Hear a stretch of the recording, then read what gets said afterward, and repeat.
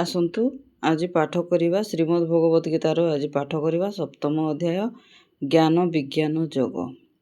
ଶ୍ରୀ ଭଗବାନ ଉବାଚ ମଠାରେ ହଇଣ ଆସକ୍ତ ମୋର ଆଶ୍ରିତ ହୋଇ ପାଥ ଯୋଗ ଅଭ୍ୟାସ ସାହାଯ୍ୟରେ ମୋହର ସମଗ୍ର ରୂପରେ ନିଃସନ୍ଦେହରେ ଯେଉଁ ପରି ଜାଣିବ ଶୁଣ ଏହିପରି ତୁମକୁ ବିଜ୍ଞାନ ସହିତ କହିବି ପୂର୍ଣ୍ଣ ଜ୍ଞାନ ତତ୍ତ୍ୱ ଯାହାକୁ ଜାଣି ଏ ସଂସାରେ ଆନ ନଥିବ ଜାଣିବାରେ।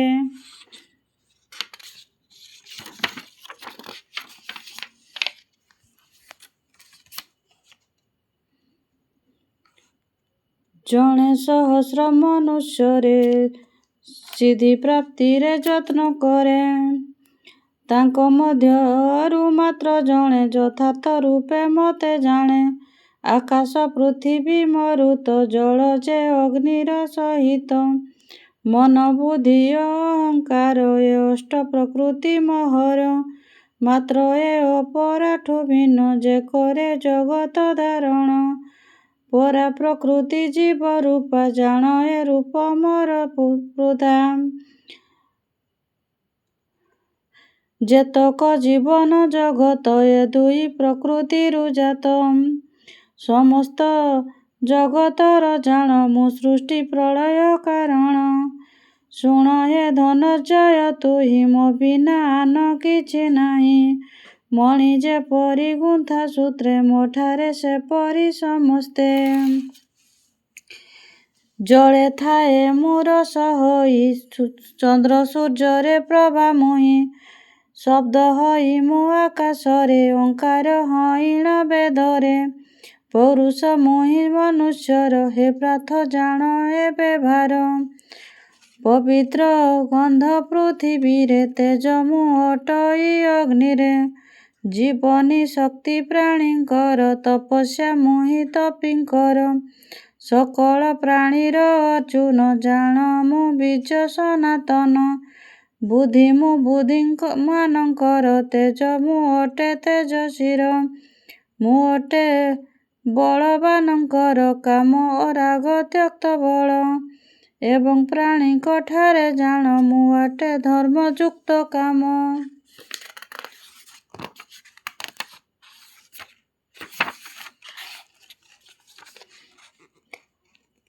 ସାତ୍ୱିକ ରାଜସ ତାମସ ଭାବ ଯେ ମୋଠାରୁ ପ୍ରକାଶ ମାତ୍ର ମୁଁ ନଥାଏ ସେଥିରେ ଅବାକେ ନଥାନ୍ତି ମୋଠାରେ ଯେହେତୁ ତ୍ରିଗୁଣେ ଜଡ଼ିତ ପ୍ରାଣୀ ଏ ଜଗତେ ମୋହିତ ତ୍ରିଗୁଣାତୀତ ଅବିନାଶୀ ମୋ ରୂପ ତେଣୁ ନ ଚିହ୍ନନ୍ତି ଗୁଣମୟୀ ଏ ଦୈବୀ ମାୟା ଅତି ଦୁଷ୍କର ଅଟେ ଏହା ମାତ୍ର ମୋ ଶରଣ ଯେ ଯାନ୍ତି ସେ ମୋର ମାୟା ତରି ଯାନ୍ତି ଜାଜ୍ଞାନ ମାୟା ଅପହୃତ ଆସୁର ସ୍ୱଭାବରେ ନଷ୍ଟ ସେ ମୃତ ନିଚ ପାପାଚାରୀ ନ ପଶେ ଶରଣ ମୋହରି ପବିତ୍ର କର୍ମଜ୍ଞାନୀ ଆର୍ତ ଅର୍ଥାତୀ ଜିଜ୍ଞାସୁ ସମେତ ଏପରି ଚତୁର୍ବିଧ ଜନ ମୋତେ ଭଜନ୍ତି ହେ ଅର୍ଜୁନ ଏ ଭକ୍ତ ମଧ୍ୟ ନିତ୍ୟ ଯୁକ୍ତ ଅନ୍ୟନ ଭକ୍ତି ଜ୍ଞାନ ଯୁକ୍ତ ଶ୍ରେଷ୍ଠ ସେ ଜ୍ଞାନୀ ପ୍ରିୟ ମୋର ମୁଁ ମଧ୍ୟ ପ୍ରିୟ ଜ୍ଞାନୀଙ୍କର ଏମାନେ ସମସ୍ତେ ଉଦାର ମାତ୍ର ଜ୍ଞାନୀ ହିଁ ରୂପ ମୋର କାରଣ ଜ୍ଞାନୀ ଏ ଜାଣନ୍ତି ମୋଠାରୁ ନାହିଁ ଶ୍ରେଷ୍ଠ ଗତି ତେଣୁ ମୁଠାରେ ଶାନ୍ତି ସ୍ଥିତ ଏହା ଅଟଇ ମୋର ମତ ଅନେକ ଜନମ ଶେଷରେ ଜନମି ଜ୍ଞାନୀଙ୍କ ରୂପରେ ଏମାନେ ଜୀବନେ ଭଜନ୍ତି ବାସୁଦେବ ହିଁ ସବୁ କିଛି ମୋର ଶରଣେ ଯେ ଆସନ୍ତି ଦୁର୍ଲଭ ମହାତ୍ମା ଅଟନ୍ତି।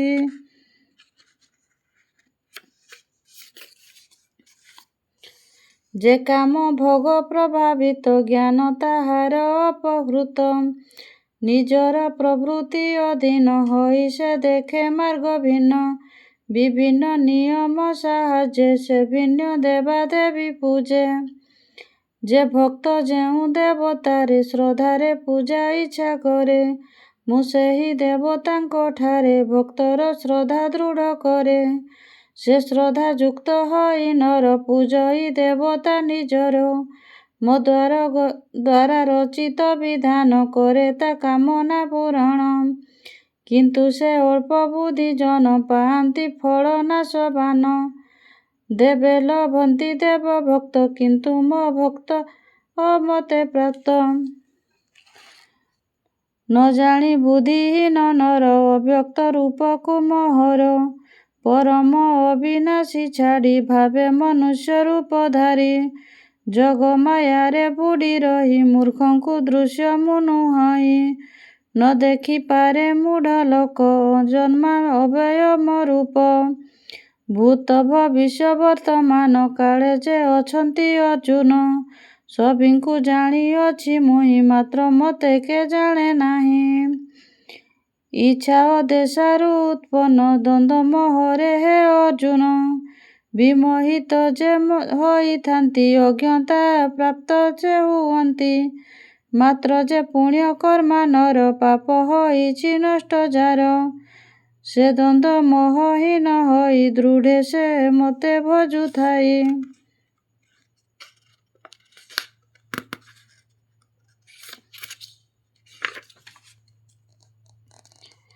ଜରା ମୃତ୍ୟୁରୁ ମୋକ୍ଷ ପାଇଁ ଯେ ଯତ୍ନ କରେ ମତେ ଧାଇ। ସେମାନେ ଆଧ୍ୟାତ୍ମ ସହିତ ଜାଣନ୍ତି ବ୍ରହ୍ମ କର୍ମ ନିତ୍ୟ। ଅଧିଦେବ ଅଧିଭୂତ ଏବଂ ଯଧି ଯଜ୍ଞ ସହିତ।